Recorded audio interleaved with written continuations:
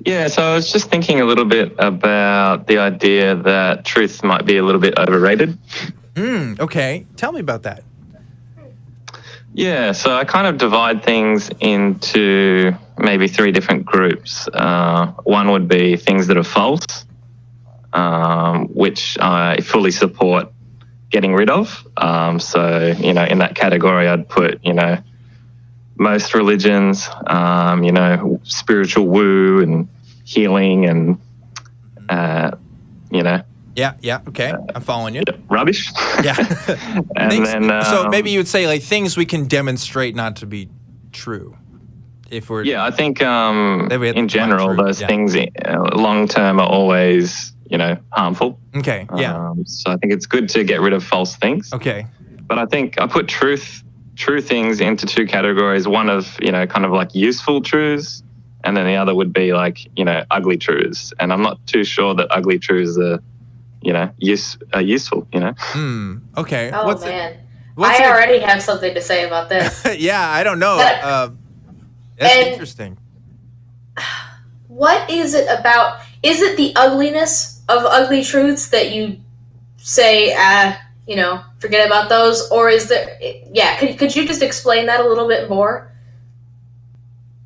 Yeah, so like I guess in my journey of trying to find things that I think are true, when I come across things that are, I feel ugly truths, I kind of think like, well, this is not really helpful to my life to focus on. So I should probably, operate in a way that, that thing doesn't influence me too much and try and focus on the useful truths, I guess. If that makes any sense. So you the useful truths are ones that you think about and apply in your life, and the ugly truths are you just ignore them. Would I be understanding you correctly? Yeah, I think so. Okay. Cool. So are you wondering if we think that this is a good idea to kind of live your life that way? If we have like criticisms of that? Well, before that, I would actually want to ask, what would be an example of an ugly truth? To be able to determine if this is a good way of going about things, what is something that you would consider an ugly truth that you would just prefer to ignore? Yeah, I've got a lot of different examples. Just like a really simple one, it's kind of a silly one, would be like, say if your partner asks you, how do I look in this outfit? There's a harsh truth sometimes to that to answer, which is not. I was going to use that example if you weren't. I was going to be like, an ugly truth for me would be like, those jeans don't fit me anymore, do they? So. See, but to me, that's a useful truth, because when I ask that question, I legitimately want to know. I'm not looking for flattery. So if it's not good, then I can say, okay, and I will throw this dress away. I won't wear that one. I won't buy that one. To me, that doesn't sound necessarily like an ugly truth. Because I think that even with an ugly truth like that, that can still inform your actions and opinions. Even if it's not pleasant, you don't, maybe you really wanted that dress, but now you're not going to buy it because it's ugly. But would you rather have been told that it looked good on you and then waste your money on a dress that people think secretly is like, that's not very flattering? Yeah, no, I agree with you. I guess that's because I'm someone who is interested in the truth, but at the same time, it might not be practical for me to, I guess, deliver that truth to other people who don't feel the same way. So this encapsulates a kind of a larger discussion, which I think most people, I wish more people kind of had this kind of discussion, which is, first of all, what are the things we deem to be true? And what are the things that we deem to be true that we think other people should know and accept? And a great example of this, I think, that's going on right now is a lot of people are talking about like the vaccine stuff, like anti-vaccination has been coming back, and like there's a group of us, and I would put myself in this camp, that have accepted like, yeah, not only do vaccines not cause autism, for example, but they help with all kinds of other things, and they're a benefit to our society, and again, I put myself in this camp. We think that it should be mandatory to have it required for people who are attending like public school systems and stuff like that. So at that point, I'm still I still have a truth value about the vaccines, like they don't cause autism, but I'm also saying like they're good for people. And that's like a truth that I accept, but it's not a truth that other people would accept. In fact, some people would say that's not a truth. And that's kind of where that contention is, right? It's like whether or not vaccines are good for people. And then there's a separate discussion of whether or not we should kind of have them mandatory in our society. So like I think people think too binary in truth sometimes because they don't realize that you can kind of, like you said, you can make them into different categories of truth, and there may be some kind of relativeness in there a little bit, you know? Yeah, look, I'll give some more examples. Like, let's say that there was a case, scientifically proven, that there's a 0.01% chance that vaccines do cause autism. Is that a useful thing to, communicate to society, given that in general, 99.99% of vaccines, do a great thing for everyone? Yeah. Go on. Guess I would say that's still...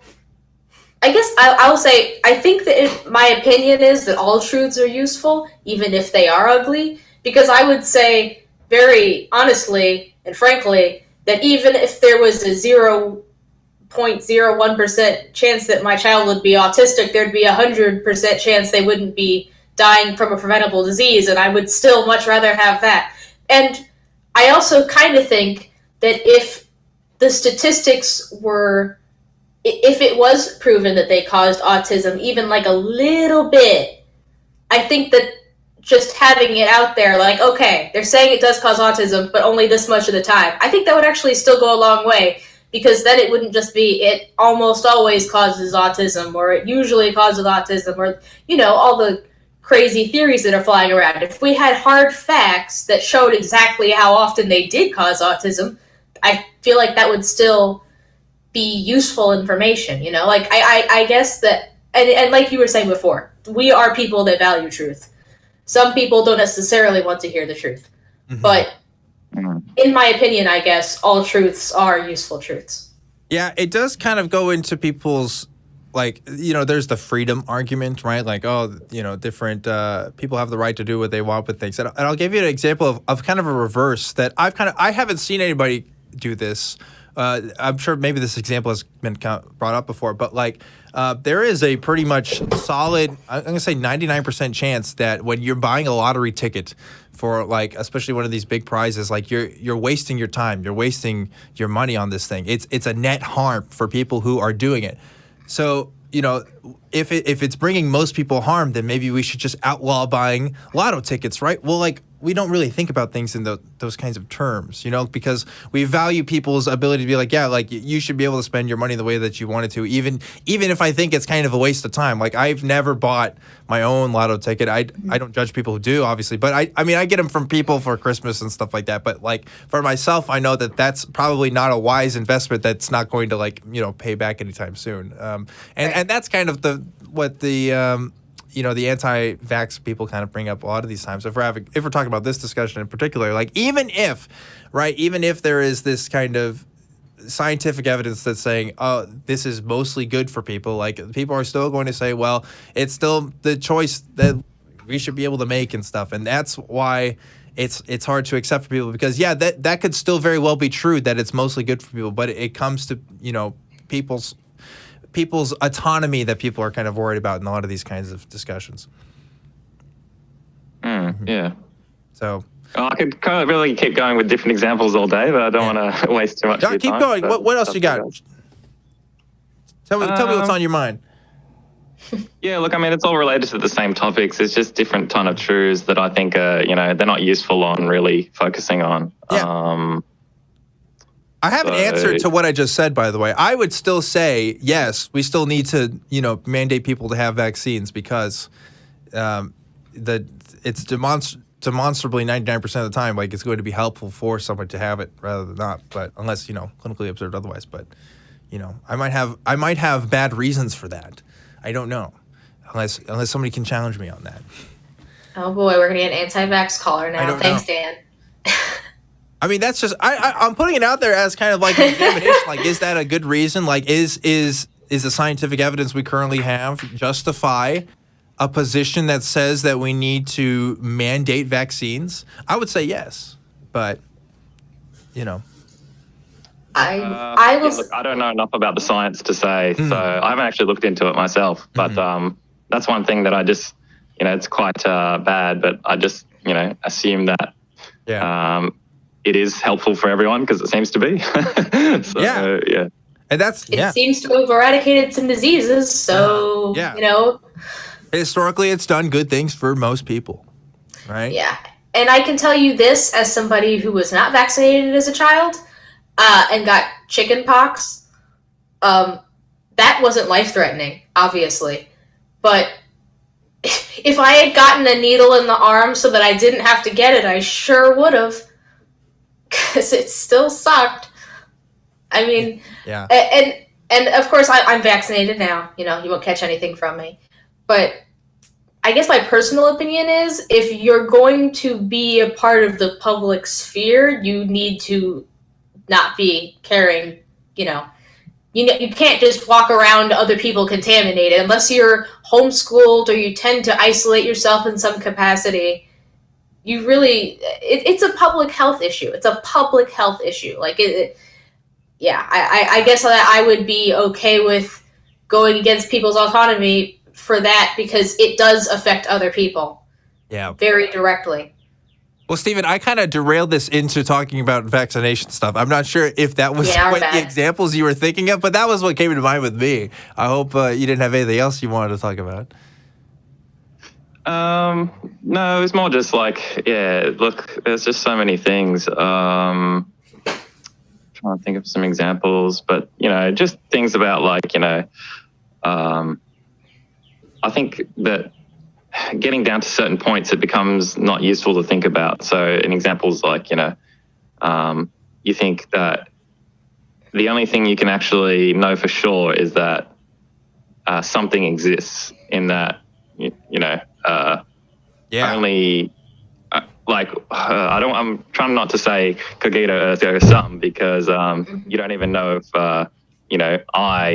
I think therefore I exist is actually makes sense because it might be some weird system that you don't understand, just creating the thoughts and experiences that you have. For sure. And this, by having a show called Truth Wanted, I kind of invited myself to have these conversations every once in a while, right? Where it's like, oh, we're going back to Rene Descartes now. Like we're talking about like, I only know that I exist. And then even then, like it's not even super sure, right? Like what is the best kind of philosophy to approach true things? What do we mean by true things? And these always leads into kind of larger discussions that are just kind of hard to have over the phone. But like, I always say like, okay, well, what can we know is like kind of wrong? Like, are there things that can we demonstrate have no real relationship with? And I think at least in the physical world around me that I see, we can at least demonstrate that there are no correlations or causations between, two different things. And we can kind of reverse engineer the world from there, right? Like that's my first initial take on it. I know some people try to go the positive route, like what can we definitely prove? And I'm more like, well, what can we like say for sure isn't happening, right? I don't know, like does me clapping my hands causing thunder somewhere in the world? Like, is that, I don't know. It's just silly things like that, right? Mm-hmm.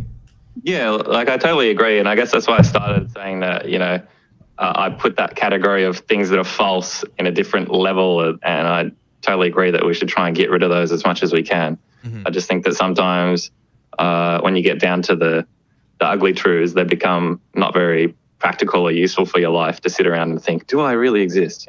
Yeah. Just get on with it. Yeah, that's the thing, right? Like that's the philosophy is the navel gazing activity, right? Like there's definitely, it's hard to undersell the value of philosophy with how much it actually has done with society, but it's easy to kind of oversell it sometimes. Like we can definitely, there's definitely conversations that I just get so tired of because I hear people talk about it all the time, and it's only because I've chose to surround myself with people, and again, free will, right? Whether I actually chose or not, but I definitely surround myself with people who like to talk about these kinds of things, and it's fun to have. But I agree, there's definitely things I'd rather talk about more, like I don't know, stuff that's happening institutionally that we can, that's actively affecting people's lives rather than like, do I exist, right? But Right. Yeah, and I think that those false things, I think, cause a lot of harm in society. And I think, the majority, and I do like that part of the epistemology is that to expose to people that, most of their beliefs are unjustified because you just tend to not really think about things. Oh, yeah. And, I saw, I need to post this on Twitter. I'm sorry, I want to let ExCultBaby kind of chime in here before we let go of the call because I know I've been talking a lot. But I saw something, it was an Onion article, and it was some joke thing. It was saying like Tucker Carlson loudly debates like a victim survivor of some sort of abuse or something. And there was a comment on it that was saying Tucker Carlson wasn't loudly saying anything. Like he was calmly discussing, having a rational discussion with somebody and proving them wrong. And all these like libtards don't know what they're talking about. And of course, this is like an Onion article, right? So like there is no video. Like this conversation didn't actually happen. But somebody was like defending Tucker Carlson because they were Tucker Carlson, right? And like this other person couldn't be wrong. And like, unless this person was trolling, which very well could be the case, but like, imagine if this was true. Like, if this situation was true, then there are definitely people in the world who are defending things that they actually just don't know anything about and know nothing about, right? Like, that conversation didn't actually exist. It's the Onion. None of those things happen. But because they fall into their biases and because they fall into what they think is supposed to be true and what they believe it to be true, then they have to kind of, defend the status quo of their beliefs. So, yeah, I agree. I think we should challenge people more and talk about what we think is true and not true, and definitely have more conversations like that, right? Yeah. Sorry. Yeah. Go ahead. For sure. Well, I think that about wraps up the call here. If that's good with you, Stephen. Yeah, that's great. Cool. Thanks very much. Thank you so much for calling. That was fun. Bye, Stephen. See you later. Yep. Figuring out what's true, what's not true. It's tricky business, right? Yeah, especially when you bring up the whole, like, are you just a brain in a jar type of thing. Because I think that even that is still a useful truth. It's just not, because you have to have a basis for reality, right? You have to think about, like, okay, what assumptions do I need to make to be able to determine everything else that's true? But, so you have to think about it a little bit. But then once you're like, okay, I'm going to accept that for the most part, my reality is as I perceive it to be for the most part, then you don't ever have to think about it again. But it's useful for like one time thinking about it. Yeah, it's like, well, if I can't trust anything I'm ever doing ever, then like, what's the point of making value judgments about anything? Like, this just right. You have to make some assumptions. It's not how people live their lives. Like, we have to make assumptions. We kind of deal with it. We try to make as few assumptions as possible, and you just kind of go from there. Like, I think it's disingenuous if you're having conversations with people and you're just like, oh, well, you'll never know the true reality about anything because, it's like, okay, whatever, man. Like, I can at least examine the reality that I'm looking at. And I can at least make predictions. And if I can make predictions and those predictions end up right, then I must be onto something, right? Even if I'm a brain in a vat. Well, maybe at least there's a programming to this vat, right? Apparently. There's something going on, I like Apology's definition of truth. I don't remember exactly how it goes word for word, but it's something about comporting with reality based on predictability. And I think it's as good a metric as we could get. Is it 100% perfect if we are just brains in jars or whatever? No, obviously. But we have to assume that the things we've already experienced are going to be somewhat consistent, Yeah. If we knew 100% everything and all the time, like, we wouldn't be needing to have these kinds of discussions in the first place. Like, this wouldn't be a problem. Right. This would be totally pointless. Yeah. But truth wanted, but we don't know what truth is, so. We don't know what truth is, so tell us what the truth is. Call in, folks. But anyway, yeah, like I said, sometimes the conversations are more useful than other times. That was a time where the conversation was useful. Another times, it's really not. So I want to go ahead and go on. In philosophical circles. Right, for sure.